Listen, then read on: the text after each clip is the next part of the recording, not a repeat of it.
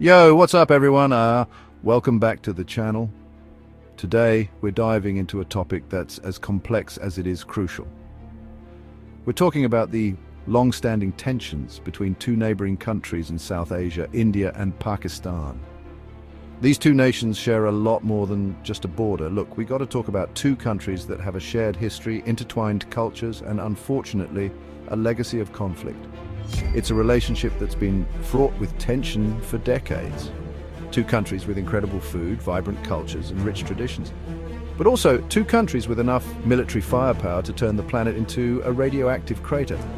Yeah, it's that serious. That's right. We're diving deep into the India-Pakistan relationship, which is basically the geopolitical equivalent of your friend group chat after someone brings up their ex.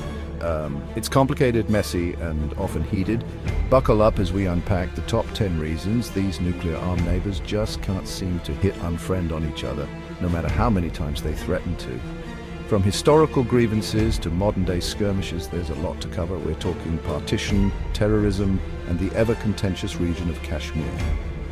The partition of British India in 1947 left a legacy of bitterness and bloodshed that still echoes today. And then there's the arms race. It's less about who has the bigger stick and more about who can build a bigger, scarier stick faster. Both countries have invested heavily in their military capabilities, often at the expense of other critical areas like education and healthcare. But hold up, it's not all doom and gloom. Despite the tensions, there are moments of hope and humanity. People on both sides of the border share common dreams and aspirations. We got to ask the real questions, like what went down at the Pahalgam incident. This event has been a flashpoint in the already volatile region of Kashmir, raising questions about security, sovereignty, and human rights, and more importantly, if things go south, where are we hiding when the nukes start flying? It's a grim scenario, but one that we can't ignore given the stakes involved. So stick around as we explore the intricacies of this high-stakes geopolitical drama. All right, folks, before we dive into the details, let's rewind. Picture this. 1947, the British Empire, the OG experts in divide and conquer, decided to piece out of one of its largest colonies. But instead of a clean breakup, they drew some lines on a map, split the former colony into two nations, and called it a day. Problem was, these lines, drawn with the precision of a toddler with crayons, millions were displaced, religious violence erupted, and bam, generations of resentment were born. Imagine inheriting beef from your great-grandparents, but instead of arguing over who makes the best dish, it's about land, resources, and who gets to claim the legacy of a shared history. This wasn't just a messy divorce, it was a full-on family feud. And the biggest point of contention, you guessed it, Kashmir, but we'll get to that dumpster fire in a minute. The partition wasn't just about land, it was about identity, religion, and the trauma of displacement. It created deep-seated mistrust that still lingers today. And let's be real, when you start your relationship with that kind of baggage, it's going to take more than couples counseling to fix it. So next time you hear about nations beefing, remember the partition. It's the ghost of colonialism that keeps coming back to haunt them. All right, let's talk about the elephant in the room, or should I say the mountain range in the region, Kashmir. This breathtakingly beautiful region has been a bone of contention between neighboring countries for decades. Multiple nations claim it as their own, with significant portions controlled by each and a sliver held by another because, well, why not add fuel to the fire, right? Think of it like this. You and your sibling both claim the last slice of pizza. You both have legitimate arguments, and things could get messy real quick. Now, replace the pizza with a strategically important region with glaciers, rivers, and a whole lot of history, and you start to understand the stakes. Over the years, Kashmir has witnessed wars, uprisings, and countless attempts at peace talks, all ending in, let's just say, not-so-happy endings. This ongoing dispute has led to immense human suffering, with civilians often caught in the crossfire. The international community, meanwhile, is basically that friend who awkwardly tries to change the subject every time Kashmir comes up at a dinner party. But here's the thing. Until this issue is resolved, any talk of peace in the region is about as effective as a screen door on a submarine.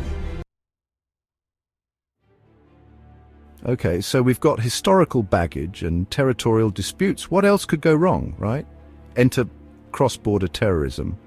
Over the years, there have been numerous attacks on various soils, with fingers often pointed across borders. Now, many nations have accused each other of sponsoring or harboring militant groups, and it's become this vicious cycle of attack and retaliation. Imagine a tennis match, but instead of tennis balls, it's accusations, and the net is on fire. Yeah, it's that messy.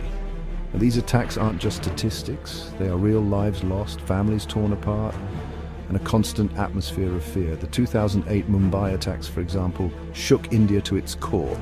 And the aftermath? Let's just say it didn't exactly scream diplomatic solutions. This climate of mistrust makes any kind of meaningful dialogue nearly impossible.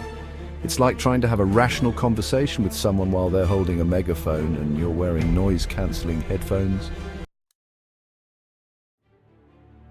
With all this tension, you might think countries would be hesitant to, amass enough firepower to obliterate each other several times over. You'd be wrong.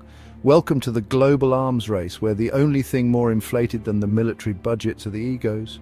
We're talking missiles that can reach every corner of each other's territory, fighter jets that cost more than your entire extended family's life savings combined, and enough nuclear warheads to make Oppenheimer himself say, "Whoa, guys, chill," but here's the kicker.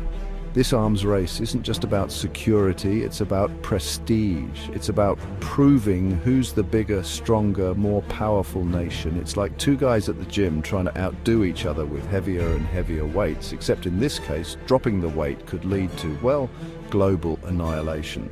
The irony is that this constant militarization actually makes the world less safe. It creates an atmosphere of paranoia and mistrust, making any kind of accidental escalation a very real possibility. You know what they say, whiskey is for drinking, water is for fighting over, and when it comes to neighboring countries, that saying couldn't be more true. See, many countries share more than just borders. They also share some vital rivers, most notably the ones that sustain millions. Now imagine you and your neighbor sharing a garden hose. You both need it to water your plants, but you can't seem to agree on who gets to use it and when. Now imagine that garden hose is an 1,800-mile-long river that sustains millions of people. Yeah, things get complicated. Over the years, there have been countless disputes over water sharing, with each side accusing the other of hoarding, diverting, and generally being a water hog. And with climate change threatening to make water even scarcer, this issue is only going to get more heated. Here's the thing. Water shouldn't be a weapon. It's a basic human necessity, and countries need to find a way to share it equitably. Otherwise, we're looking at a future where water wars make international rivalries look like a friendly game of badminton. You'd think, with all this tension, countries would be in constant communication, right? Well, yes and no. They talk, sure, but it's less of a productive dialogue and more of a diplomatic staring contest. Think about it. You have these grand summits, these elaborate diplomatic dinners, these handshakes seen around the world, but then what? Crickets? No real progress, no concrete solutions, just more empty promises and a whole lot of photo ops. It's like that couple who keeps breaking up and getting back together, hoping that this time it'll be different. But deep down, everyone knows it's just a matter of time before the next big fight. The problem is that countries often approach these talks with a laundry list of demands and a whole lot of baggage from the past. There's very little trust and even less willingness to compromise. It's not just about India and Pakistan, folks. This rivalry is playing out on a global stage with a whole supporting cast of characters.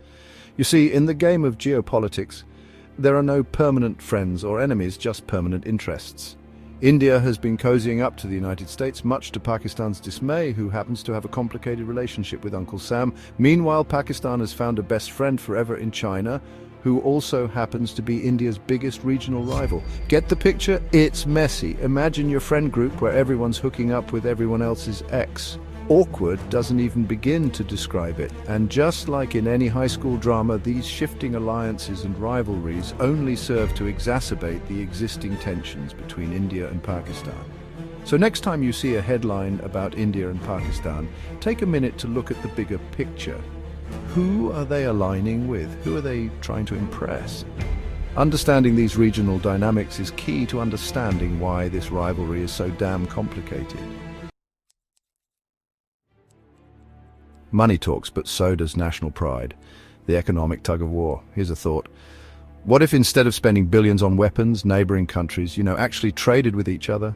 I mean, they are neighbors after all. Well, they do trade, but it's like that awkward family reunion where everyone's pretending to be happy while secretly judging each other's outfits. There's this untapped potential for economic cooperation, but it's constantly being held hostage by, you guessed it, political tensions. It's like going to a buffet with your worst enemy. You both want the last samosa, but neither of you wants to admit it. The irony is that increased trade and economic interdependence could actually help to reduce tensions. After all, when you're making money together, it's a lot harder to justify going to war with each other. The nuclear option. When pushing the button isn't a figure of speech, let's talk about the elephant in the room, or should I say the mushroom cloud looming over the world. Multiple countries around the globe possess nuclear weapons, like a lot of them, and they're not afraid to remind the world that they have them. This isn't some theoretical threat, folks. This is the real deal, and it's terrifying. The doctrine of mutually assured destruction, MAD, might sound like something out of a Dr. Strangelove movie, but it's the reality we live in. The thought of a nuclear exchange between any nuclear-armed countries should send chills down everyone's spine. We're talking about millions of lives lost, environmental devastation on an unimaginable scale, and a global nuclear winter. So yeah, the stakes are pretty damn high. Pahalgam, the incident that almost sparked a war. Remember that time when two nations almost nuked each other over? Well, we're not entirely sure. Welcome to the Pahalgam incident, a case study in miscommunication, paranoia, and the ever-present threat of nuclear annihilation. The details are still shrouded in secrecy, but here's what we know. Back in year, there were reports of unusual activity near the Line of Control (LOC) in the Pahalgam region of Kashmir. One side thought the other was up to no good, while the other side thought there was an overreaction. And before you knew it, both sides were scrambling jets, mobilizing troops, and basically staring each other down with fingers hovering over the big red button. Fortunately, cooler heads prevailed, thank goodness, and the crisis was averted. But the Pahalgam incident serves as a stark reminder of just how quickly things can spiral out of control when you have two nuclear-armed neighbors who fundamentally distrust each other. The incident remains a closely guarded secret, with both sides tight-lipped about the specifics. But the fact that it even happened is a sobering reminder of how close we came to disaster. Can we survive this? A call for peace, and maybe a really deep bunker. So there you have it. The global rivalries in all their messy, complicated, and frankly terrifying glory. We covered a lot of ground today, from the historical baggage of past conflicts to the ever-present threat of nuclear war. It's enough to make you want to crawl under your desk and never come out. But before you do, I want to leave you with a glimmer of hope. Despite all the challenges, there are people around the world working tirelessly for peace. They understand that the only way forward is through dialogue, cooperation, and a shared commitment to a future free from fear and violence. If you found this video informative, don't forget to like, share, and subscribe for more deep dives into global issues, because the more we understand these complex issues, the better equipped we are to demand better from our leaders and work towards a more peaceful world. Stay tuned for our next video, where we'll discuss survival strategies in the event of a nuclear conflict and the potential aftermath of such a war. Until then, stay informed, stay engaged, and most importantly, stay safe. Peace out.